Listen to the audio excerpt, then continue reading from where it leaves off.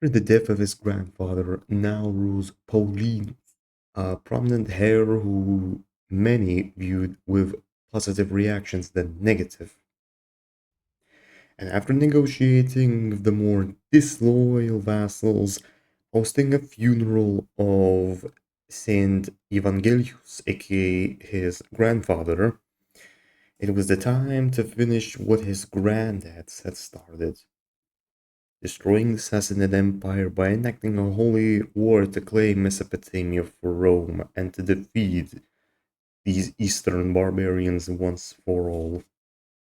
Yet the war didn't win smoothly, as the defeat at Roshan Kubad was giving bad impressions that this campaign would be ever successful at all for the Romans.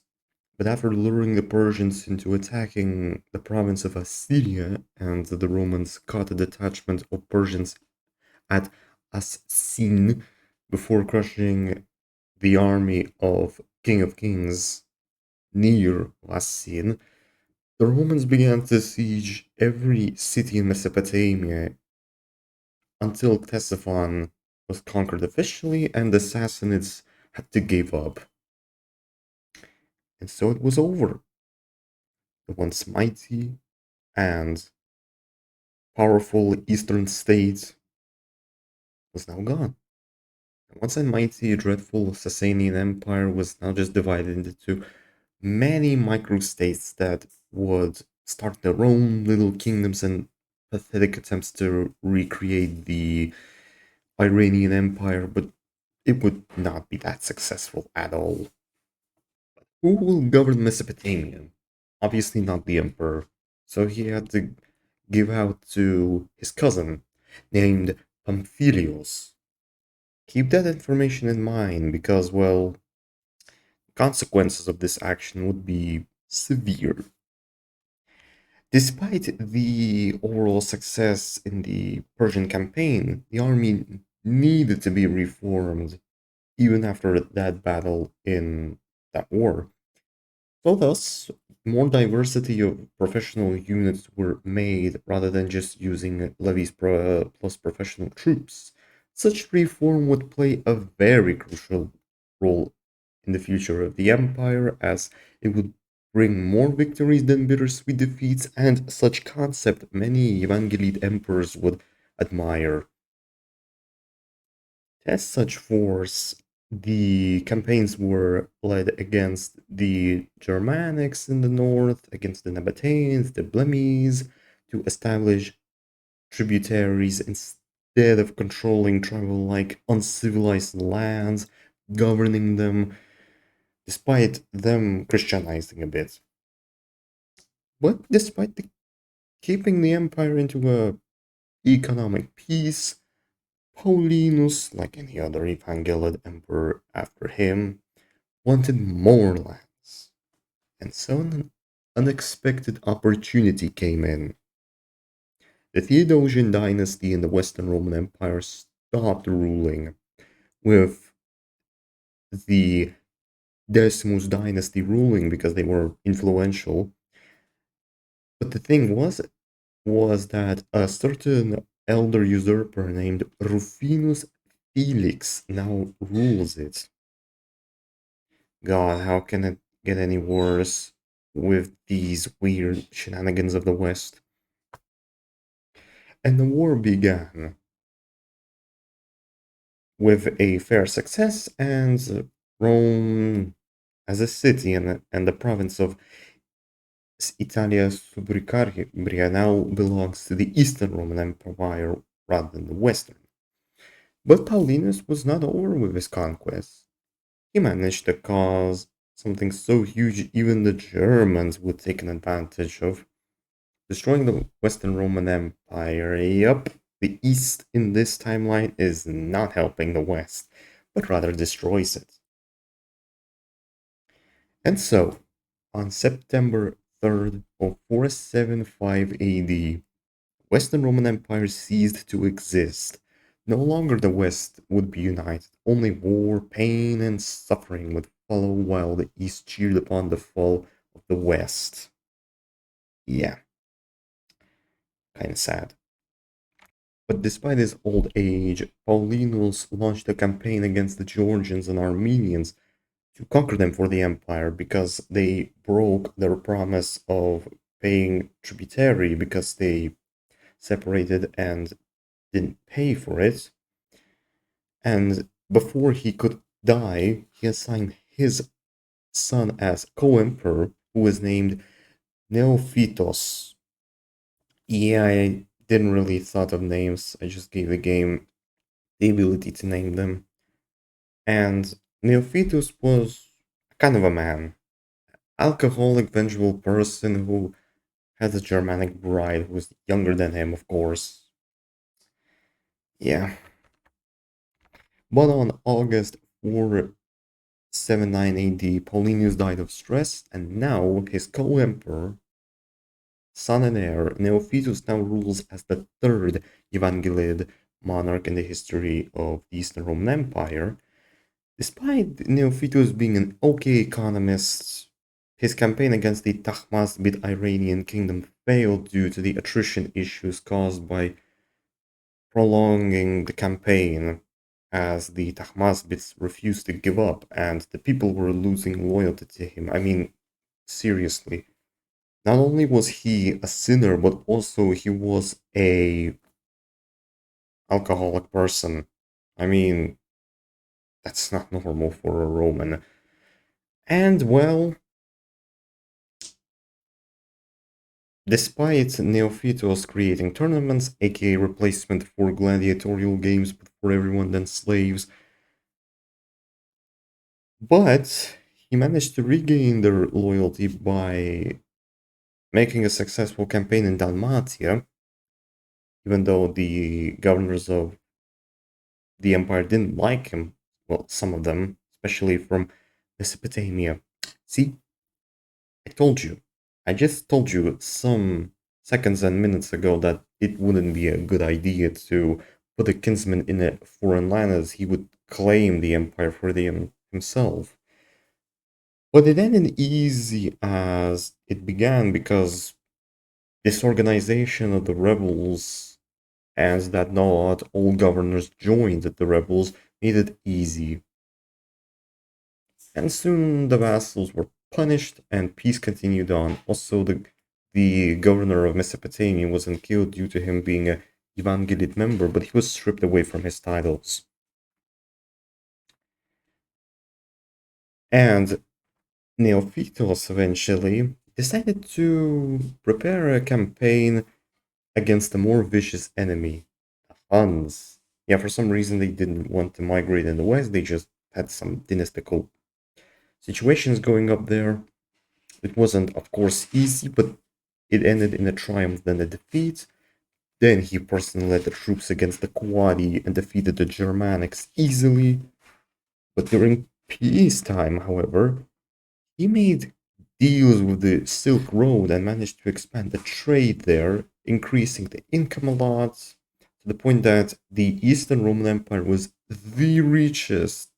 sorry, the richest empire in 509 AD.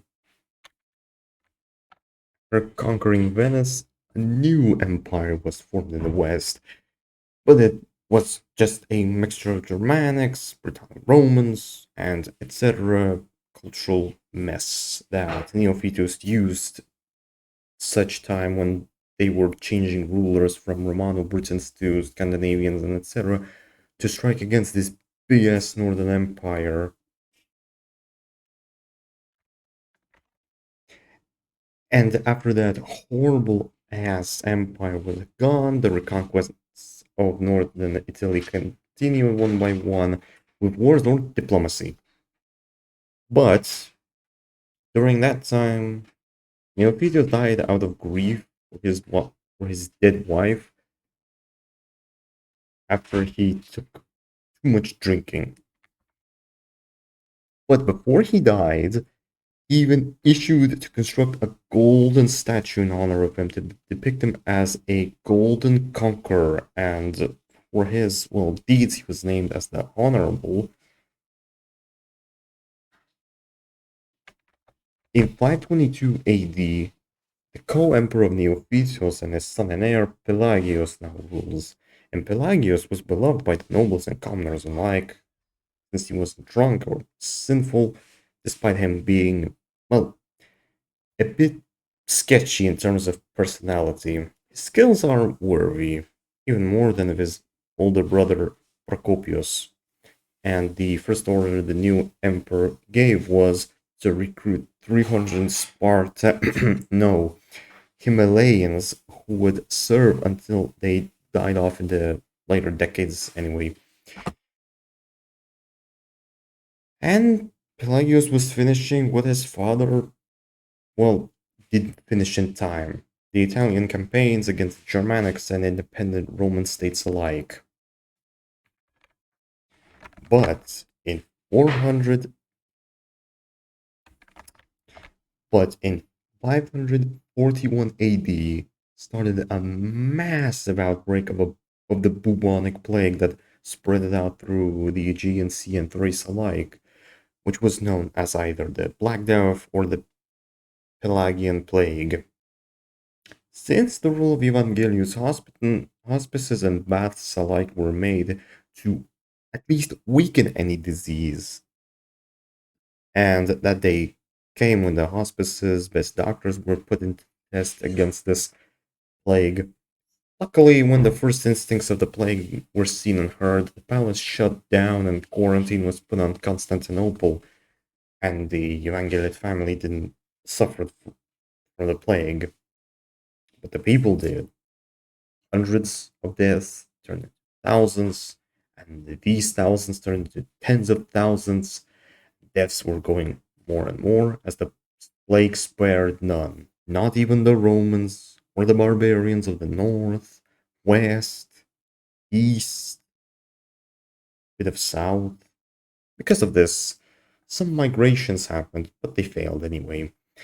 And when the plague was easing, the empire was back on its track to conquer and divide, especially the Second Tahmasbid War had started, and this time it was more triumphant. And time later, reconquest of Africa began, the First Garmatian War began, and somehow pseudo the Tahmasbids went on. Then wars went on to reconquer Africa, but due to Pelagius being old, he died, and his son and heir, Theostikos, took power to control his the empire and continue his father's reconquests of Mauritania, Gallia, and of course, the demons had to come in from the steppe. Not the Huns, but Zapolians. Zapolians were basically the Magyars, but more, I guess, Siberian. And they wanted to conquer the nearby Volga steppes.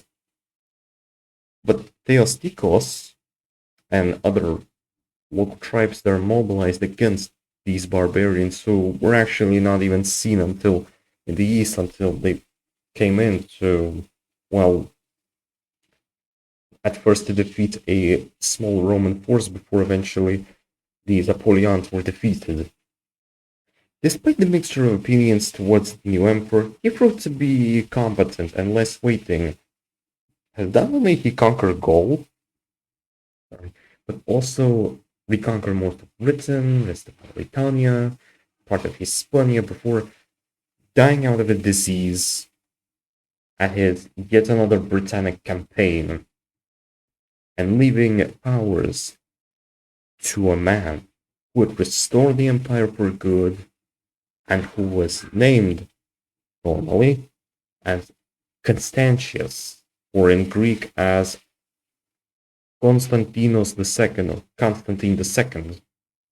But he was named due to Hellenization of his name, since the Romaic culture was more practiced in Greek names rather than in Latin names. You've forgotten about that. Decades later of fighting, placing claimants to the throne of the kingdoms who then swore fealty to him, gained the empire's new lands. Christianization went on, kicking out religious minorities, including the Jews, and so on 8th of October 611 AD, The empire was back. And Constantine the second Evangelist was proclaimed not only as the autocrator in its beginning, or Basilius, Caesar, Imperator, but as Restitutor Orbis, or Restorer of the World, officially becoming the best emperor to ever restore the empire, and the emperor who cared, just like Aurelian. But what will be his future? Will his descendants make him proud in heaven? Or his descendants will fuck up and he will lose everything? Well, they all just either burn in heaven, hell, or suffer a lot. Grief in heaven. That will be another time. Thank you all for watching this video. I appreciate you all. See you next time. Bye.